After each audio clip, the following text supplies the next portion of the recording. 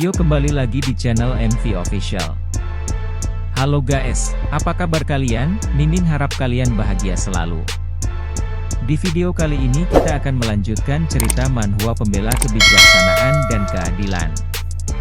Seperti biasa karena ini channel baru, Mimin mohon bantuan untuk tekan tombol like, subscribe, dan nyalakan juga loncengnya. Dan untuk kalian yang masih baru jangan lupa untuk menonton di video sebelumnya agar ceritanya nyambung. Link videonya sudah Mimin cantumkan di deskripsi video ini. Cerita dimulai. Diceritakan dunia yang penuh dengan rahasia dan keajaiban. Terdapat 3 tahapan evolusi dalam seni gerakan langit yang memukul, yaitu langkah kilat, langkah ilusi, dan langkah mikro. Tentu saja, langkah kilat melibatkan pergerakan yang tiba-tiba dalam jarak pendek, namun inti dari langkah ilusi jauh lebih dalam. Dalam langkah ini, kunci utamanya adalah menciptakan ilusi yang begitu meyakinkan sehingga perpaduan antara yang palsu dan yang nyata sulit dibedakan. Keahlian ini tak hanya memikat dalam penerbangan, tetapi juga menjadi senjata ampuh dalam pertempuran melawan musuh. Namun, aspek yang paling rumit dari langkah ilusi adalah saat orifisium tubuh dan titik akupunkturnya dipenuhi dengan vitalitas. Saat itu, gerakan bisa berubah 3 arah seketika, menguji kecepatan dan fleksibilitas seseorang. Ming-Ye berkata tak dapat disangkal bahwa langkah ilusi lebih menantang daripada langkah kilat. Begitu kaki melangkah, selain mengubah arah, kamu juga harus mempertimbangkan medan dan hambatan yang mungkin muncul di jalur bayangan. Jika tidak, ketika bayangan ilusi muncul, risiko saat berlari menabrak dinding adalah nyata. Bahkan seorang yang ceroboh sekalipun akan segera menyadari bahwa itu hanyalah tipuan semu belaka. Bi Ming membenarkan, metode kultivasi biasa takkan cukup untuk menguasai langkah ilusi dan mengaplikasikannya dalam segala situasi. Master, kamu berkesempatan berlatih di laut spiritual dengan menggunakan keterampilan ilahi.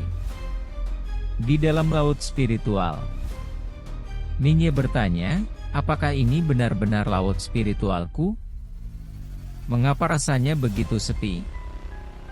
Bi Ming menjawab, dalam laut spiritual, segalanya memerlukan energi mental untuk membentuk dan membayangkan. Saat aku menghapus jiwa Tian Peng Ji, energi spiritualnya terjaga. Kamu bisa memanfaatkan energi itu.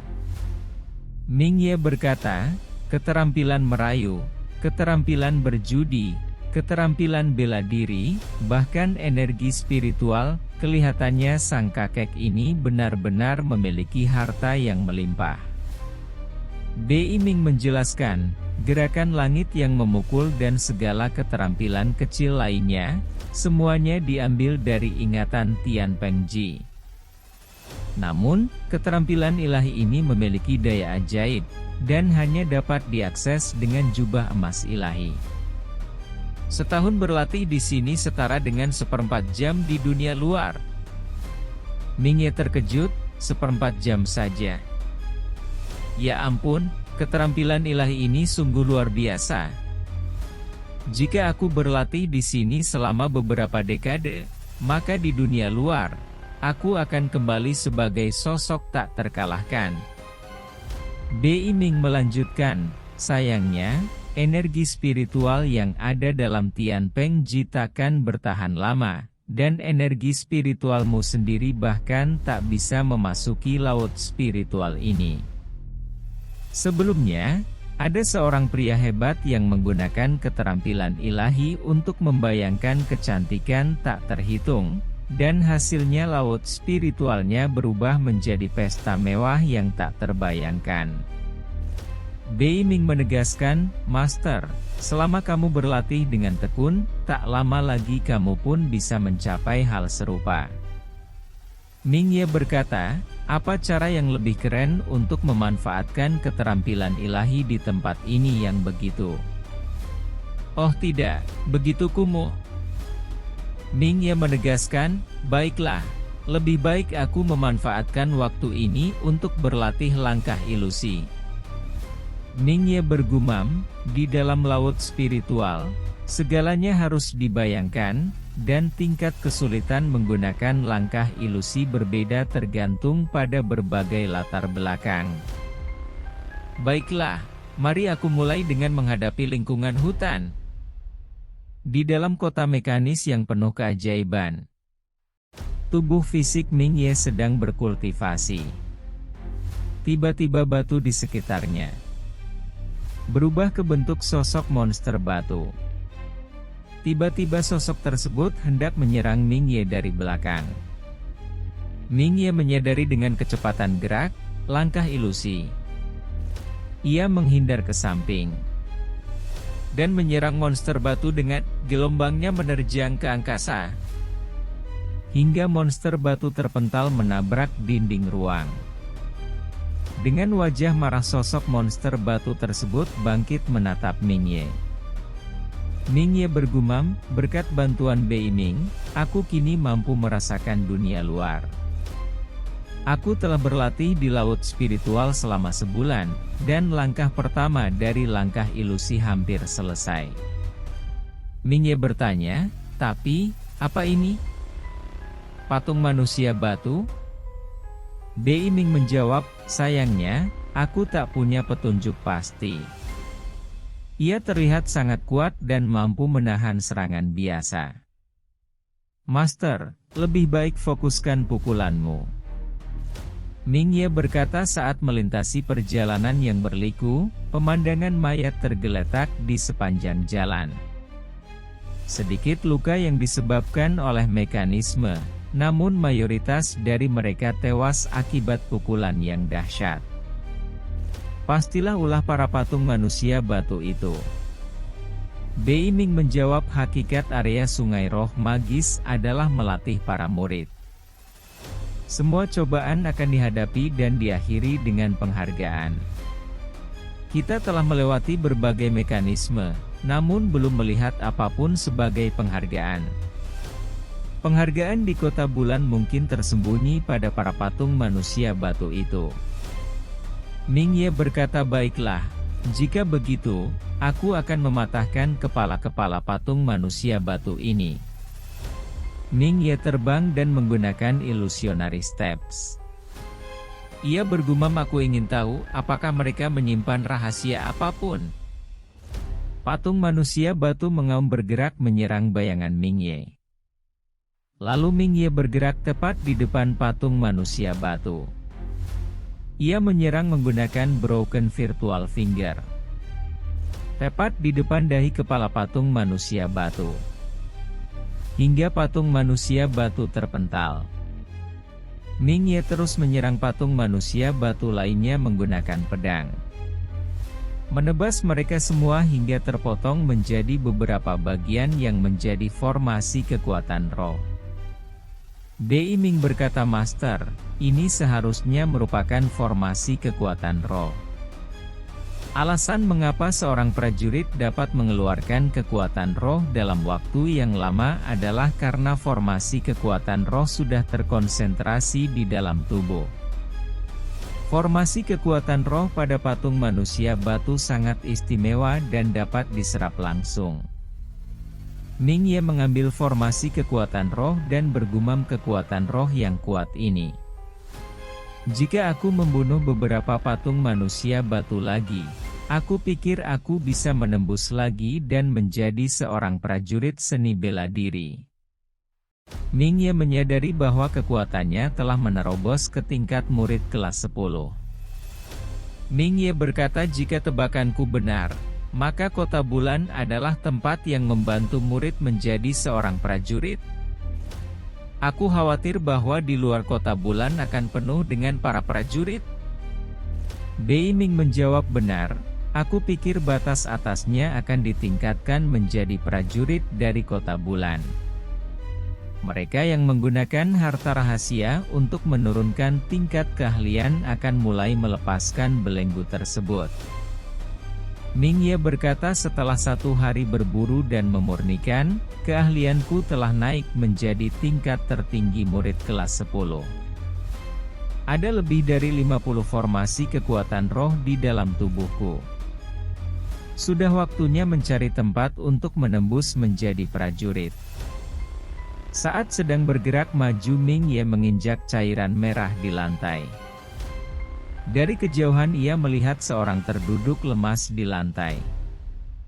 Seorang tersebut menyapa, "Permisi, Tuan. Maaf, saya terluka, sehingga saya tidak bisa berdiri."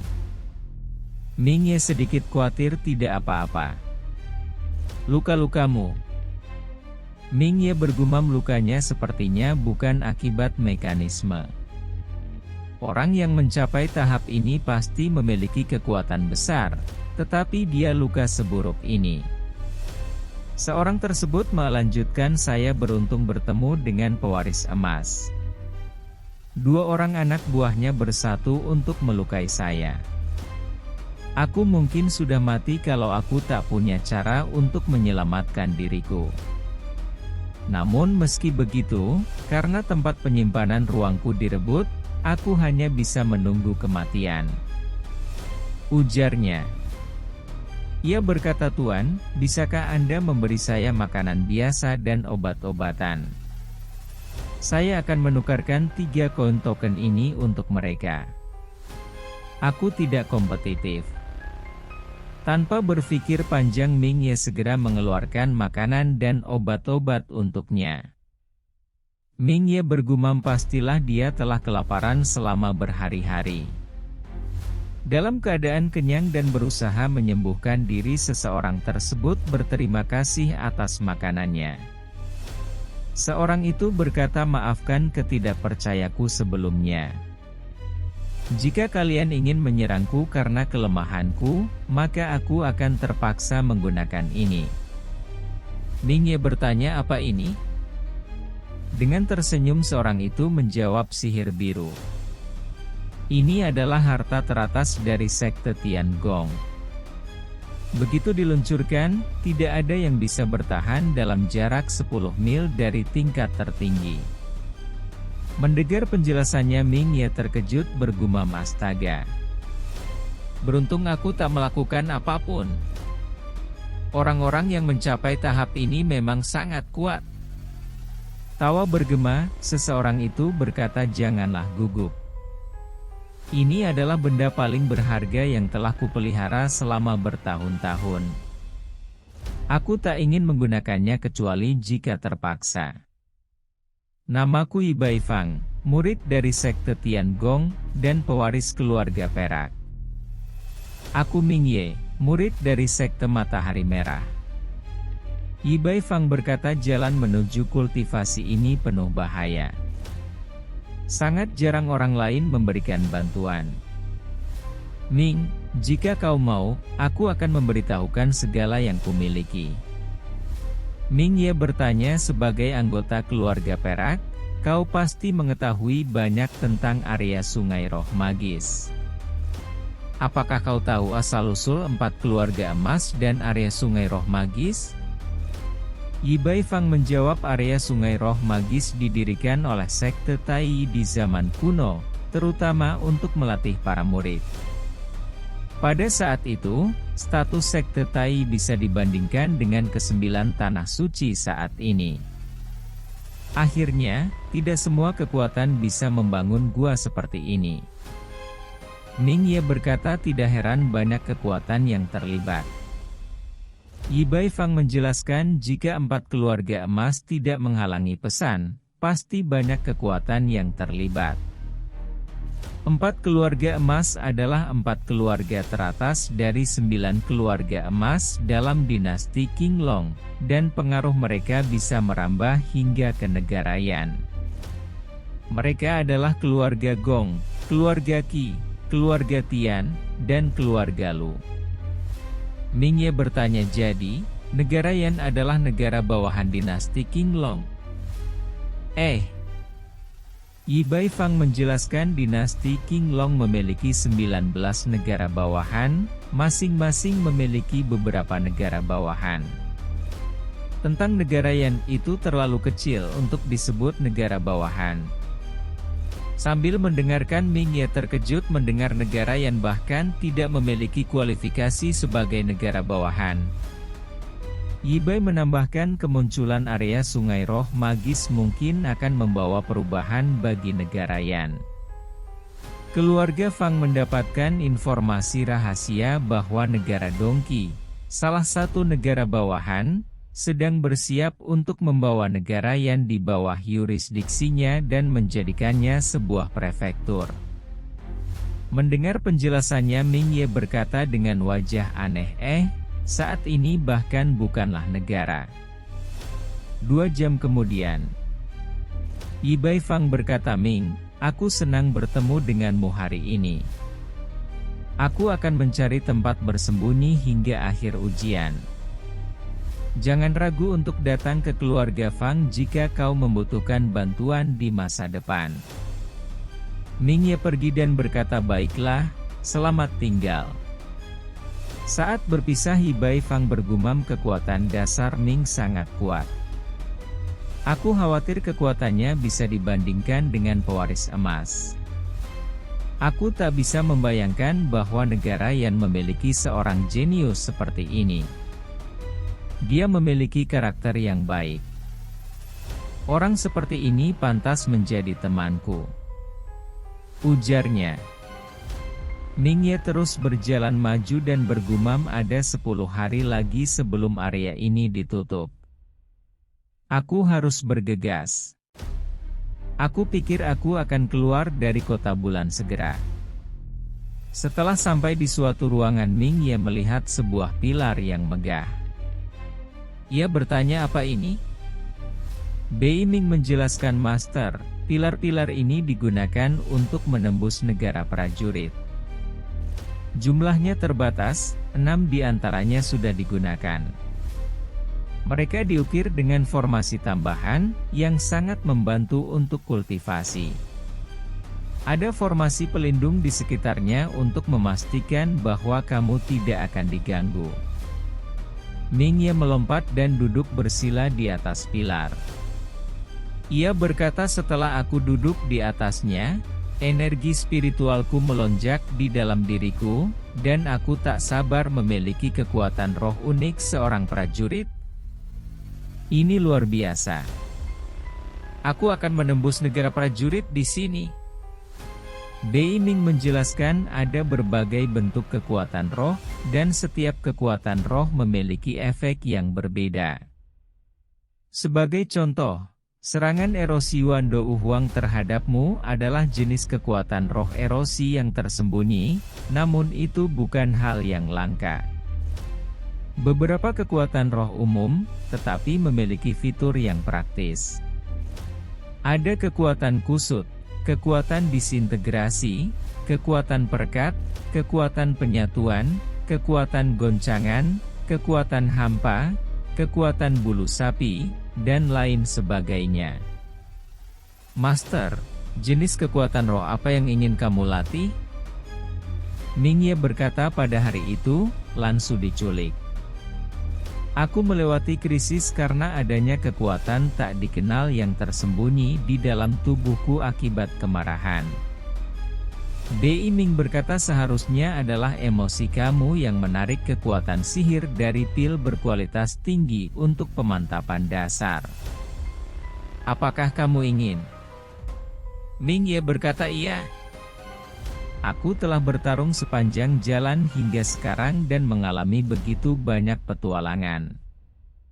Aku pikir aku beruntung. Karena ada berbagai bentuk kekuatan roh, mengapa aku harus mengkondensasikan kekuatan roh yang sama dengan orang lain? Ming Ye menegaskan, aku ingin mendapatkan kekuatan roh unik yang sesuai dengan karakteristikku. Ming Ye bertanya, Bei Ming, apakah ada kekuatan roh sihir di dunia ini? Bei Ming menjawab, meskipun kau ingin melakukan sesuatu yang tak tertandingi, disayangkan kekuatan roh sihir telah dipraktikkan oleh para pendahulu. Sehebat apapun, itu bukanlah yang unik. Ming Ye berkata, Beiming, kata-katamu akan meredam semangatku dalam kultivasi. Beiming menegaskan dengan bijak, aku tak punya perasaan. Aku tak mengerti, tapi aku punya saran. Kamu bisa menggunakan bunga spiritual darah murni yang kau dapatkan dari rawa untuk memurnikan kekuatan roh unikmu. Ming Ye bergumam, kekuatan setan darah. Diceritakan kekuatan Raja Kejahatan berasal dari Raja Kejahatan di luar daratan Tianyuan. Patriark leluhur Skyro Amar menyerap sumber kekuatannya dan melemparinya ke dalam pil berkualitas tinggi untuk pemantapan dasar. Kekuatan Raja Kejahatan adalah kehancuran, tetapi sulit untuk dikendalikan.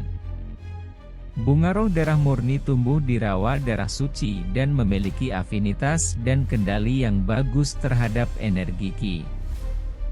Beiming berkata, pertama, kamu harus mengkombinasikan kekuatan Raja Kejahatan dan energi roh untuk memadatkan kekuatan dasar khusus kekuatan Raja Kejahatan. Dan mengantarkan kekuatan dasar Raja Kejahatan ke sumber energi Qi, yakni, jantung. Beiming menambahkan, secara umum, kekuatan dasar Raja Kejahatan adalah kehancuran. Jika dimasukkan ke jantung, akan meledakkan jantung dan menyebabkan kematian. Tetapi bunga roh darah murni memiliki kendali mutlak atas energi Qi.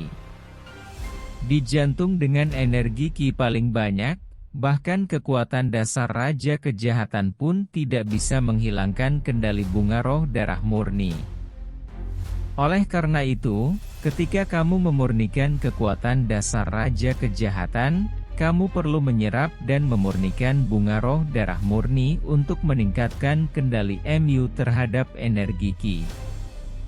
Sehingga energi Qi dan kekuatan dasar Raja Kejahatan dapat ditarik ke dalam kekuatan setan darah, dan kemudian dikendalikan oleh bunga roh darah murni. Dalam jantung yang halus dan rapuh, memurnikan dua kekuatan yang kuat sekaligus adalah hal yang tidak ada seorang pun berani lakukan atau bahkan bisa lakukan. Tetapi kamu tidak sendirian. Aku akan membantumu. Beiming menegaskan, kamu hanya perlu fokus pada memurnikan bunga roh darah murni, aku akan mengendalikannya. Terlihat proses kultivasi Ming Ye sangat sulit. Hingga menampakkan wajahnya seram. Hingga aura iblis menyebar di seluruh tubuh Ming Ye. Lalu akhir proses kultivasinya berhasil memurnikan auranya. Terlihat Ming Ye kembali segar. Dan auranya semakin berkembang pesat. Beiming berkata, selamat atas pemantapan dasar yang sempurna dan menjadi warrior tingkat 9. Ming Ye berkata, dengan semangat ini adalah kekuatan seorang warrior. Benar-benar berbeda dari seorang murid. Aku ingin bertempur dan menguji kekuatanku. Tiba-tiba muncul cahaya terang di atasnya. Ming Ye menyadari itu sebuah arai aktif. Lalu Ming Ye dipindahkan ke suatu tempat lain menggunakan arai itu. Ia terjatuh di suatu tempat bergumam, kenapa arai transfer tidak mengeluarkan peringatan saat dimulai? Hahaha, boy, kita bertemu lagi. Ujar Shen. Ia meneruskan, kali ini kau tidak bisa lari. Putri kerudung merah terkejut, apa? Pria bengis itu lagi.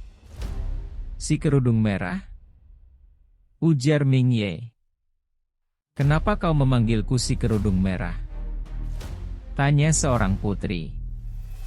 Aku tidak tahu namamu.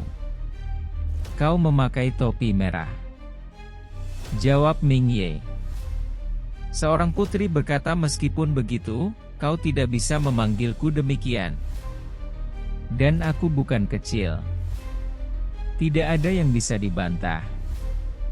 Tegas Ming Ye. Shen bergumam, bagaimana berani ia mengabaikanku.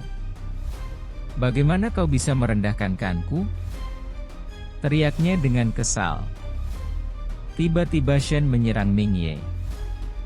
Menyadari serangan datang, seorang putri menghentikan serangan bawahannya itu dengan kekuatan pertahannya.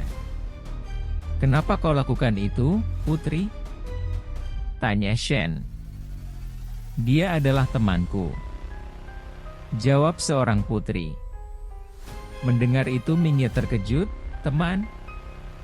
Kau menamparku di wajah. Apakah kita pasti teman? Tanyanya dengan wajah aneh. Shen berkata, putri, pemuda ini memiliki bunga roh darah murni yang berharga. Mengapa kita tidak bekerja sama untuk mengambilnya darinya?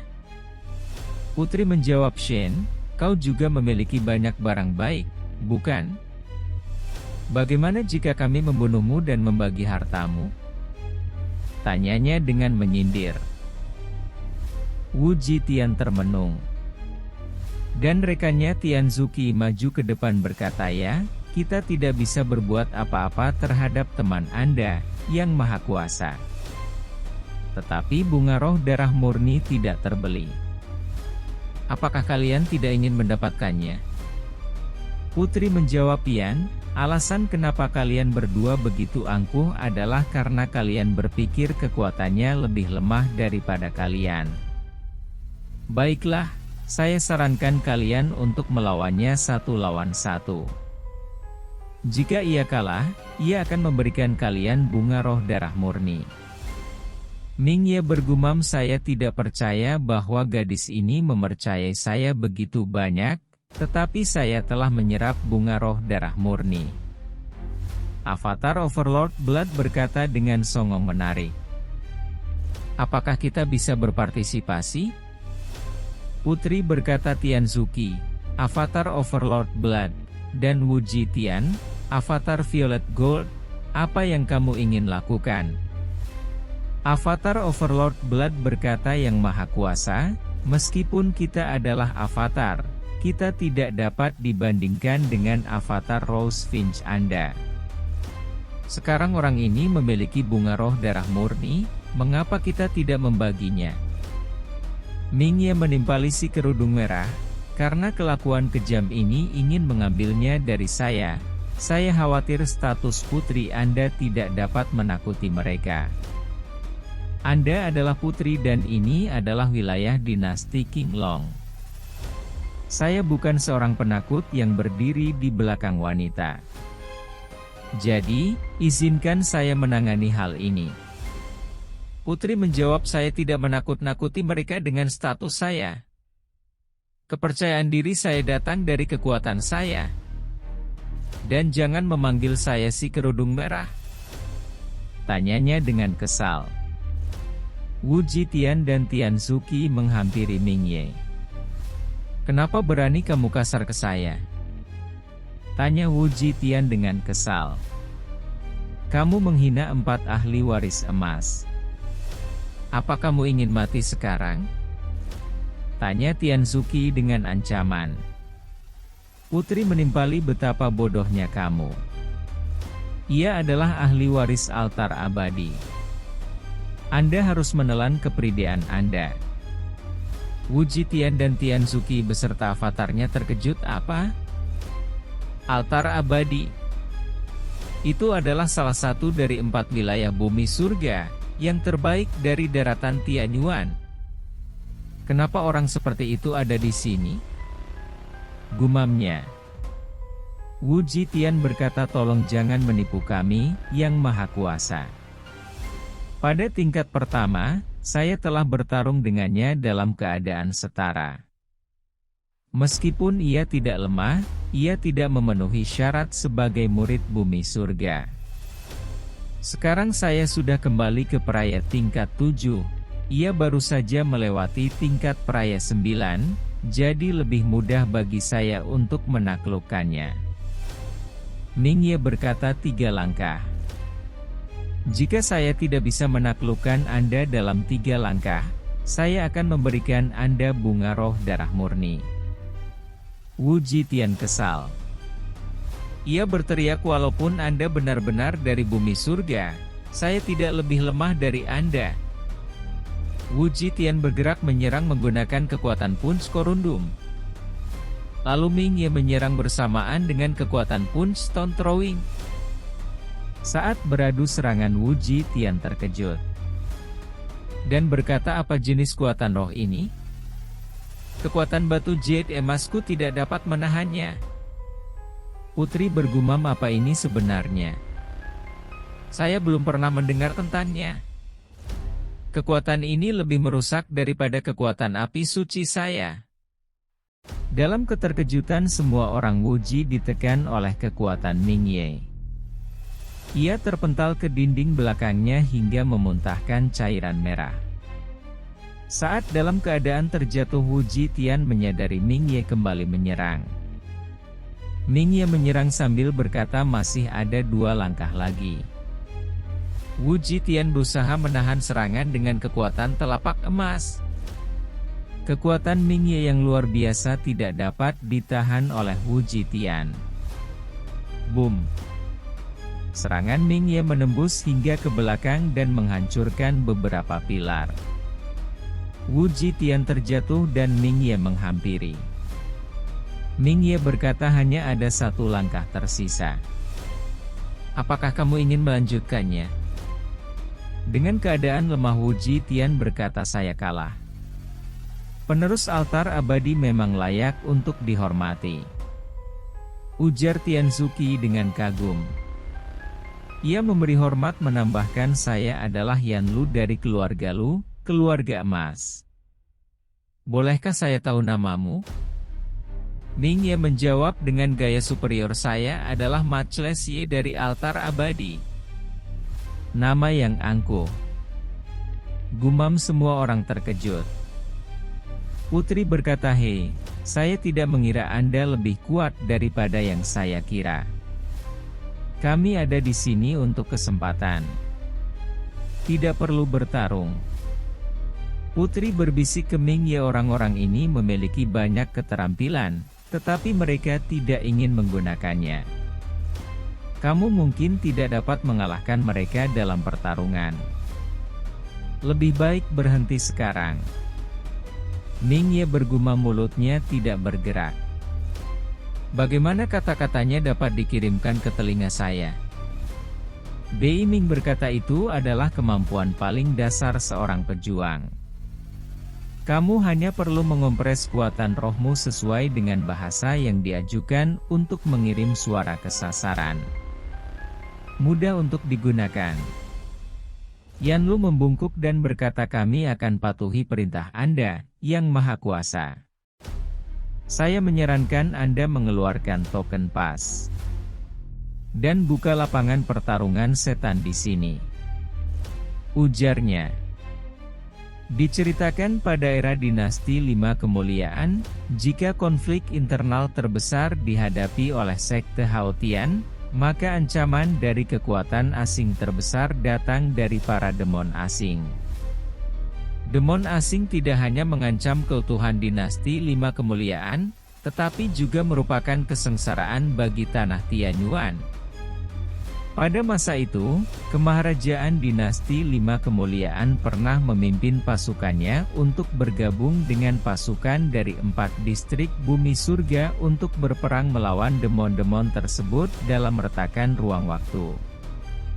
Melalui pengorbanan 100 tahun yang berat, dan dengan harga yang tinggi, akhirnya demon-demon tersebut berhasil di atas.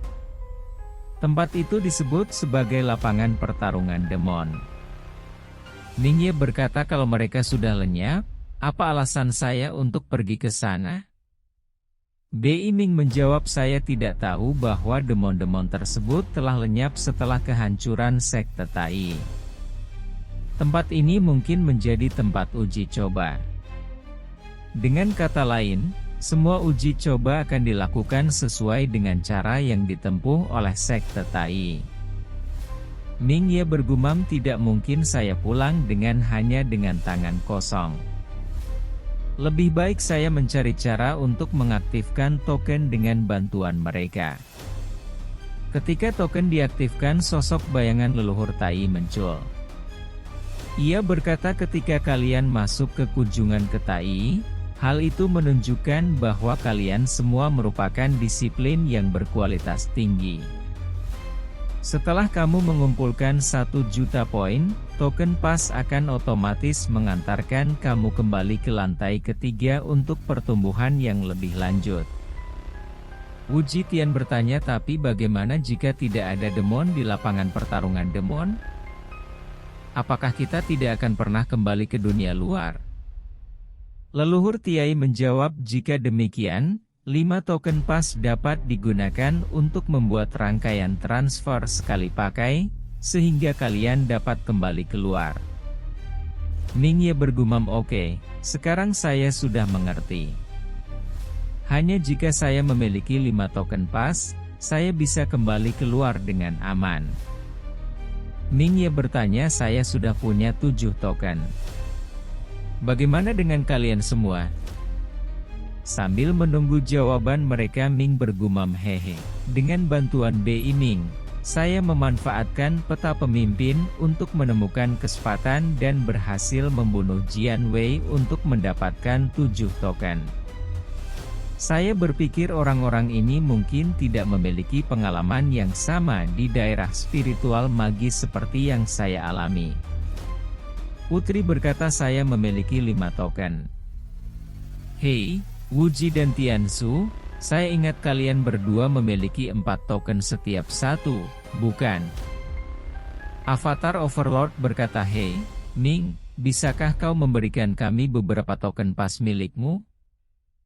Avatar Violet menimpali, mungkinkah kita bisa bertukar dengan barang-barang berharga yang kami miliki? Mingye berkata, saya sudah mendapatkan banyak barang bagus, jadi tidak ada barang umum yang saya butuhkan. Bei Ming menimpali, token-token ini sangat berharga di daerah magis, tetapi tidak berguna di luar sana, jadi tidak ada masalah bagi kita untuk membarter mereka dengan barang-barang. Avatar Overlord berkata, ini adalah patung emas induksi dari sekte Tiangong. Kalian hanya perlu memasukkan sebuah gelanggang kekuatan roh untuk mengendalikannya. Untuk orang yang belum mencapai tingkat kekuatan pencapai seni bela diri, patung emas ini akan mampu menggunakan kekuatan pertarungan sebagai gurunya. Mingye menjawab, tetapi sayangnya, ini hanyalah sebuah patung emas yang kekuatan pertarungannya setara dan saya harus mengalihkan perhatian untuk mengendalikannya. Tidak terlalu berarti bagi saya. Avatar Overlord berkata lagi, ini adalah talisman inskripsi kekuasaan.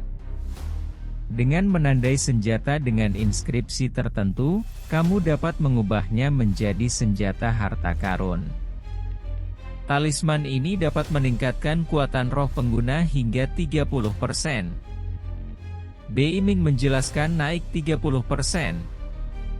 Semakin tinggi kekuatan roh dasar, semakin besar nilai dari talisman ini. Master, kekuatan roh Anda jauh lebih kuat daripada pejuang biasa. Ini pasti akan memiliki nilai yang besar untuk Anda. Mingye berkata, meskipun kenaikan hanya 30%, saya rasa Anda bisa mengubah 1 token untuk mendapatkan kedua barang ini. Mungkin saya akan mengalami sedikit kerugian. Putri bergumam, orang itu memanfaatkan keuntungan yang tidak seharusnya. Saya juga ingin mendapatkan talisman itu. Avatar Violet berkata, pedang ini dinamai baju pelindung naga. Dibuat oleh perajin pedang terbaik dari dinasti kita, Tuan Yekio. Dengan besi berumur 10.000 tahun dan sisik-sisik dewa naga hitam. Membutuhkan 9 tahun baginya untuk menghasilkan pedang ini yang beratnya mencapai 19.000 kg. Kamu dapat mengubahnya dengan 1 token jika kamu ingin, ujarnya. Avatar Violet bergumam, oh, orang ini sangat serakah. Saya harus menghindarinya. Ming Ye berkata itu pedang yang bagus, tapi terlalu berat. Bagaimana saya bisa menggunakan pedang berat seperti ini? Tapi saya tidak berpikir Anda memiliki yang lebih baik. Jadi, aku akan mengambilnya. Avatar Violet berkata, oh, pedang armor naga adalah pedang tingkat raja yang lebih berharga dari senjata kelas 1. Ini banyak kali lebih baik daripada sepatu rumput Anda. Mengapa Anda bisa begitu enggan? Saat Ming Ye melakukan pertukaran dan memasukkan pedangnya, Putri mengatakan jika Anda mencetak jimat inskripsi imperial pada pedang armor naga, itu mungkin memiliki efek yang tidak terduga. Ming Ye berkata oke, saya akan mencobanya. Saat Ming Ye melakukannya, aura di tubuhnya menyatu dengan pedang. Ia bergumam, itu menyerap kuasa roh saya, sebagai itu telah menjadi bagian dari tubuh saya. Ini juga jauh lebih ringan. Biarkan saya lihat bagaimana kuat itu. Semua orang tercengang dan bergumam bagaimana begitu kuat kekuatan kuasa rohnya. Semua orang tercengang kagum. Wow, lihat kekuatannya. Orang ini sudah cukup kuat. Kalau dia mendapatkan pedang ini, dia bisa menghabisi pejuang seperti memotong sayuran. Saya ragu bahwa guru bela diri pun tidak akan sanggup melawannya. Wow, senjata imperial saya. Kami selalu ingin mendapatkan pedang baju pelindung naga dan talisman inskripsi kekuasaan imperial dari saling berbarter untuk menghasilkan pedang yang hebat. Tapi saya tidak menyangka kita akan memberikan harta karun kita kepada orang itu. Ming Ye berkata luar biasa. Nilai pedang baju pelindung naga saat menjadi senjata harta karun mungkin sebanding dengan senjata imperial. Putri berkata, Maclesier, Anda semakin layak untuk menggunakan nama itu. Ming Ye tertawa berkata, haha, berkatmu, saya mendapatkan pedang ini. Terima kasih, putri kecil. Putri berkata dengan kesal, bisakah Anda tidak menggunakan kata kecil? Usia dan status saya tidak lebih kecil daripada Anda. Avatar Overlord berkata, Tuan, mohon kirim kami ke lapangan pertarungan demon. Lalu ia bergumam, lapangan pertarungan demon adalah lahan pertarungan besar di zaman kuno.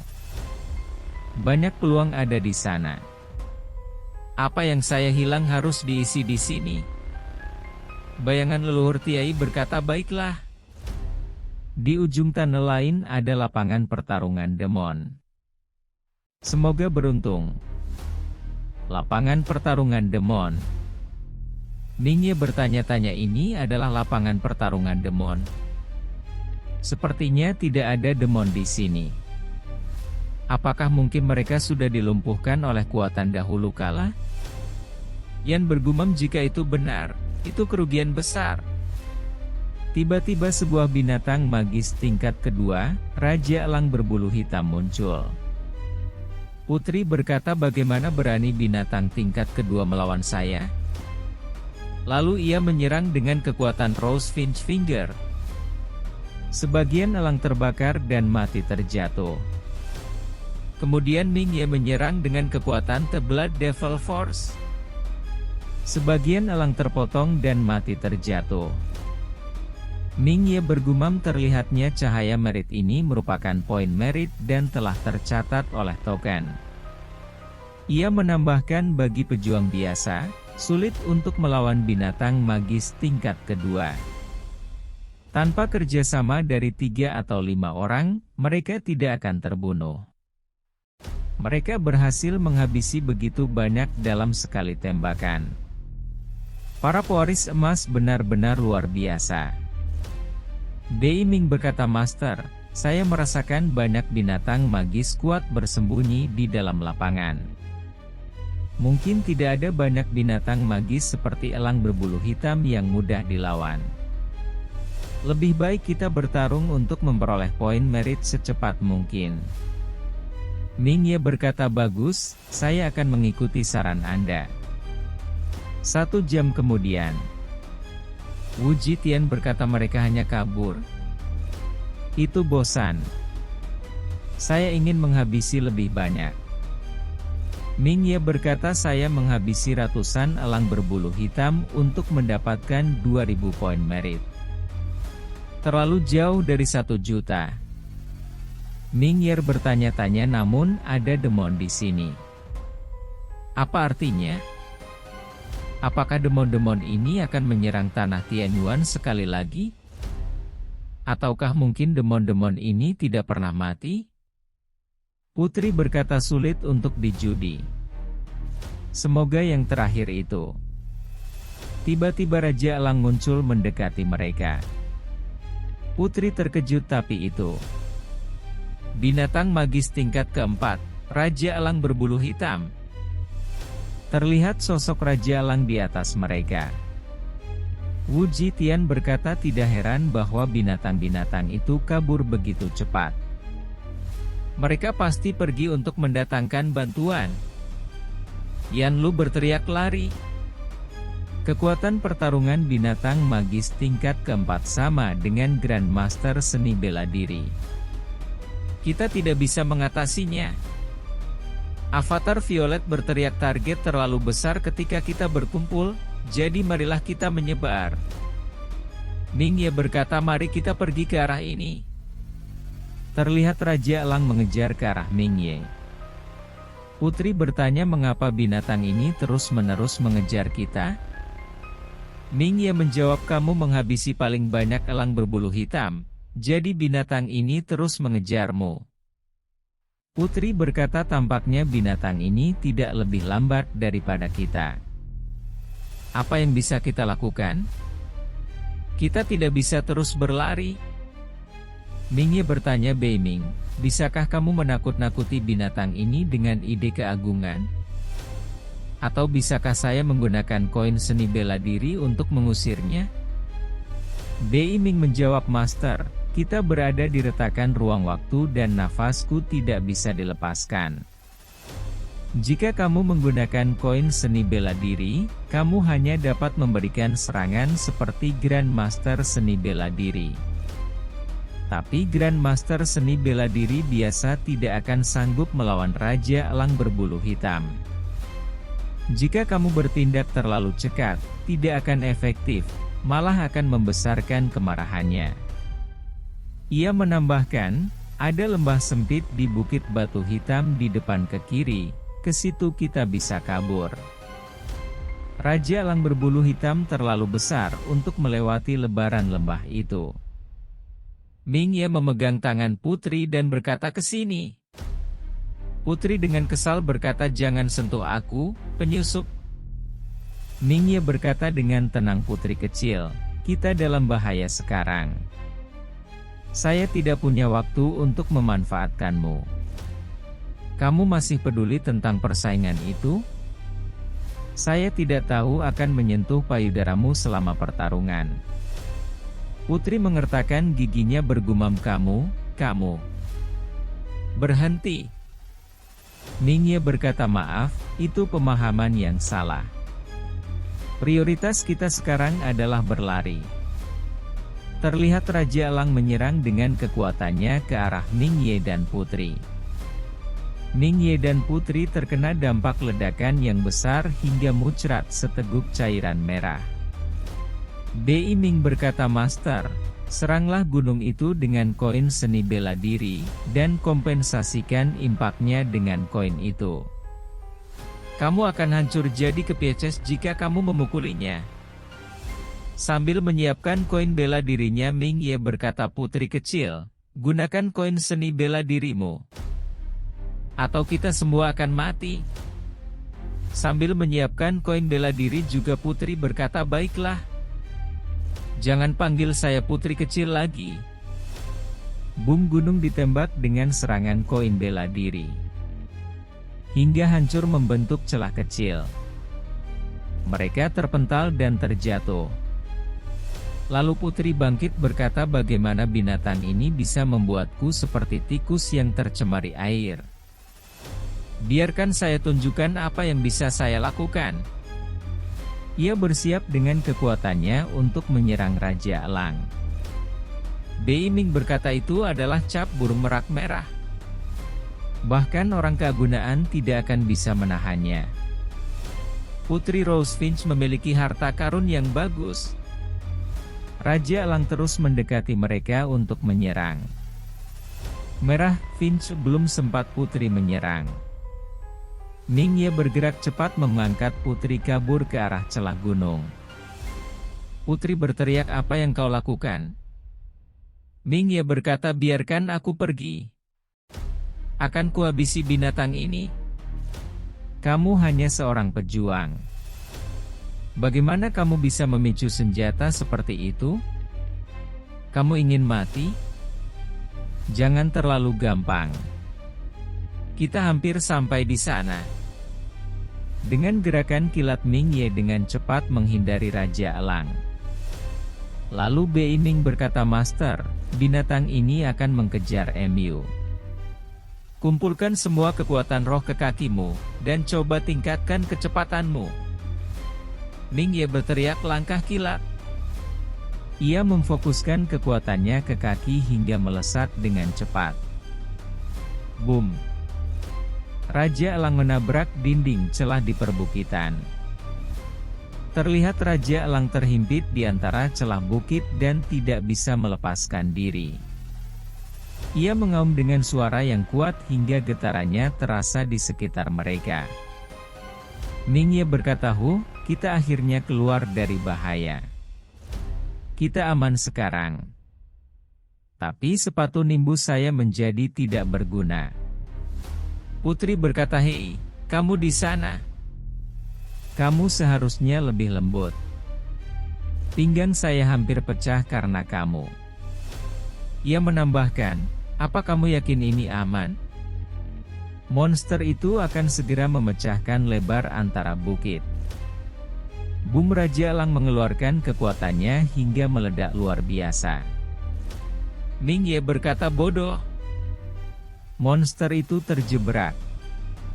Kita bisa memanfaatkan kesempatan untuk menghabisinya sekarang." Putri terkejut dan bertanya, "Apa? Kamu mau menghabisi binatang magis tingkat keempat? Bagaimana cara menghabisinya? Kamu akan memotongnya?" Meskipun tertanam, kepala binatang itu masih bisa bergerak. "Saya takut kamu akan ditusuk jadi dua sebelum kamu memotongnya dengan pedangmu." Mingye berkata, "Jadi, kamu benar-benar bodoh. Saya tidak bilang saya harus mendekati itu. Tampaknya saya harus mempertontonkan sumber daya saya. Saya akan melempar koin seni bela diri kepada itu. Saat kuatan roh saya habis, saya akan memakan pil pulihan, dan kemudian terus melemparnya. Saya punya koin cukup banyak. Lempar saja sebanyak yang kamu mau." Putri berkata, "Saya tidak percaya bahwa 100 serangan dari Grandmaster seni bela diri tidak bisa menghabisinya. Kamu pintar, penyusup. Saya jarang menggunakan koin seni bela diri dalam pertarungan, jadi saya tidak menemukan trik seperti itu. Tapi, saya tidak memerlukan koin dan pil bodoh itu. Karena yang saya miliki hanyalah koin-koin ini. Ini pil ekstraktif untukmu, dan kamu bisa melemparkan koin seni bela diri sebanyak yang kamu mau." Beiming berkata, "Pil ekstraktif digunakan untuk menambah energi spiritual seperti pil pulihan, tetapi efeknya dosen lebih besar daripada pil pulihan. Satu pil ekstraktif setara paling tidak dengan 3 koin seni bela diri." Mingye terkejut dan berkata, 3 koin seni bela diri? Botol-botol ini harus memiliki setidaknya 1000 pil. Oh, Tuhan, betapa kayanya dia. Dia adalah putri dinasti Rose Finch. Itu hanyalah setitik di laut baginya. Gadis kaya kecil, apakah kamu takut saya akan mengambil koin-koinmu? Putri berkata, kamu tahu saya punya cap burung merak merah. Lakukan itu jika kamu mau mati. Sambil memegang botol pil, Ming Ye berkata, ayo mulai dan selesaikan ini. Ia memakan pil di dalam botolnya. Lalu kekuatan Ming Ye meledak hingga auranya keluar dengan besar. Ming Ye berkata, keren. Kekuatan roh terus berstrum keluar dari tubuhku. Mereka terbang dan menyerang dengan koin bela diri. Ming Ye berkata, apa kamu senang mengejar-mengejarku baru saja? Martial Arts Coin. Boom. Raja Elang terlihat menangis kesakitan. Ming Ye menengak botol pil kembali. Lalu menembakkan koin bela diri dengan kecepatan luar biasa. Boom. Hingga Raja Elang mati dengan bersimbah cairan merah yang banyak. Ming Ye berkata, binatang itu tegar. Ming Ye tercengang melihat poin tokennya ini adalah 1.000.000 poin jasa. Cerita bersambung. Nah, itu tadi adalah cerita manhwa pembela kebijaksanaan keadilan. Seperti biasa sebelum mengakhiri video ini, Mimin ingatkan untuk kalian bahagia dan sehat selalu. Terima kasih sudah menonton video ini. Dan sampai jumpa lagi di video selanjutnya.